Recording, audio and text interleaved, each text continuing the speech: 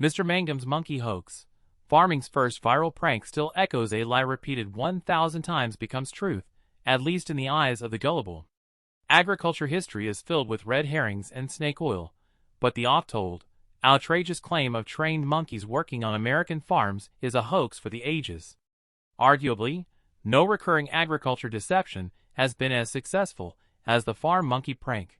Swallowed by the mainstream media and disseminated as fake news, it is a tale with the barest toehold of truth. Welcome, literally, to Monkeys in the Middles. Sphagnolus vulgaris. U.S. row crop operations were once animal kingdoms, with mules playing a crucial role as the beast of choice for plowing, harvesting, and transport. No mules, no means of production. Horses and oxen were also vital on farms as draft stock, depending on geography. By 1900, according to the American Mule Museum, the U.S. utilized approximately 4.1 million mules. A quarter of all mules were in Texas, and the Fort Worth stockyards became an international mecca of the mule trade. Considering the mule's integral function in row crops, and factoring in agriculture's incessant labor thorn, why not tap another animal as farm helper? How about a mammal with nimble fingers and toes? Why not a monkey? In 1898 to 1899, during an era of booming cotton, the harebrained tale of Mr. Mangum's monkeys went viral in the pre-digital age and was promoted coast to coast by the press. W. W. Mangum, a legitimate Delta cotton grower in Smeaties, Mississippi, and owner of a Sharkey County plantation located between Rolling Fork and Vicksburg, was a friend of Theodore Roosevelt and later played a genuine part in the president's 1902 bear hunt that birthed the iconic narrative of the teddy bear.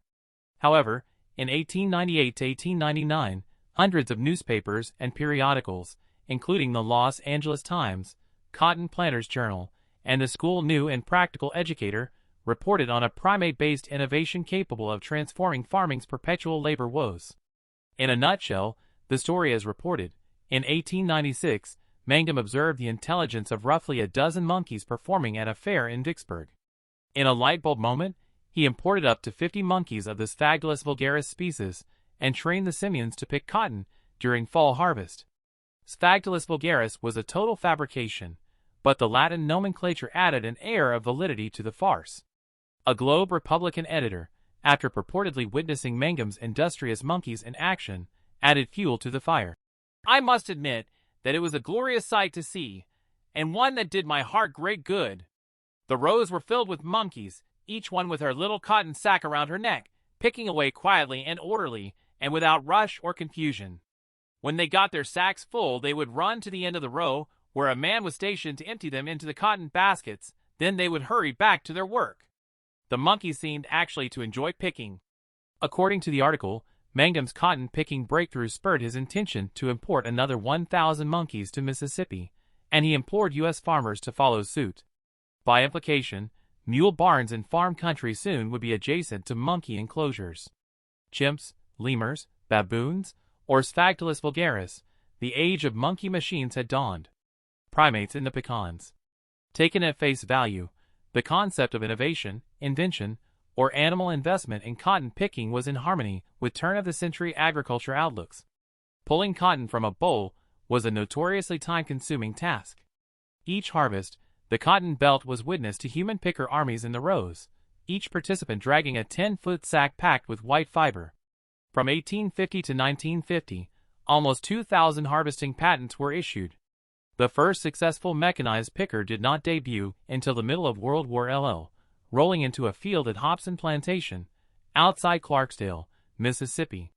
By the late 1960s, mechanized picking was responsible for clearing most, not all, U.S. acreage, although young kids still were plucking cotton on end rows even into the early 1970s. However, the monkey harvest scam significantly predates turn-of-the-century agriculture circa 1900, as detailed in an article by the Museum of Hoaxes, MOH. The MOH feature traces the monkey scam to at least the mid-1800s. In 1867, a Thomas County grower in southern Georgia wrote to the Galveston News, claiming to have imported and trained 23 monkeys for cotton harvest in 1849. Multiple newspapers, including the New York Times, printed the letter. "I was mighty well pleased when I received my monkeys. Their arrival turned my plantation topsy-turvy sick. For 2 weeks nothing was done by whites or blacks but play with the monkeys. The overseer got one of the brightest looking, and remained at his house most of the time watching the monkeys' tricks, and I must confess that my wife, myself, and children were in the same business. The monkeys, according to the Georgia grower, became unmanageable and untrainable, and were sold off to neighboring farms and a traveling menagerie. Additionally, the chaos surrounding the monkey scheme cost the grower 6 weeks on the harvest clock. Further, as claimed in an 1887 Kentucky Register story, Kentucky producer J.B. Parks obtained 7 monkeys shipped from a brother-in-law in South Africa, and trained the monkeys to harvest hemp in Fayette County. Parks, who was entirely innocent of the charade and received hundreds of letters of interest or complaint, demanded a retraction of the story, which was issued by the Register. How many similar articles appeared in newspapers and periodicals? Likely, a substantial number were lost to time and history. Only a year after Mangum's Mississippi Monkey Tale was published in the Los Angeles Times, the Massillon Independent told readers that John Pangle, a Texas farmer in Burnett County, used monkeys to harvest pecans. Pangle insists monkeys can be trained to gather pecans. Other Texans laugh at him. Pangle has imported a big troop of simians from Brazil to save his reputation and, according to a Del Rio, Texas, Dispatch, to the Chicago Times-Herald, is spending hundreds of dollars to decide the issue. Primates in the pecans. Of course. Teddy's bears to monkeys. Back to the curious W. Mangum of the 1898 to 1899 monkey debacle. In November 1902, 3 years after the fall story on Mangum's farm monkeys, Theodore Roosevelt came calling on Mangum's Delta land for a black bear hunt in the sloughs and cane brakes along the Sunflower River. Roosevelt, a notoriously active hunter and outdoorsman, was 45 years old, only 16 years removed from helping establish the Boone and Crockett Club.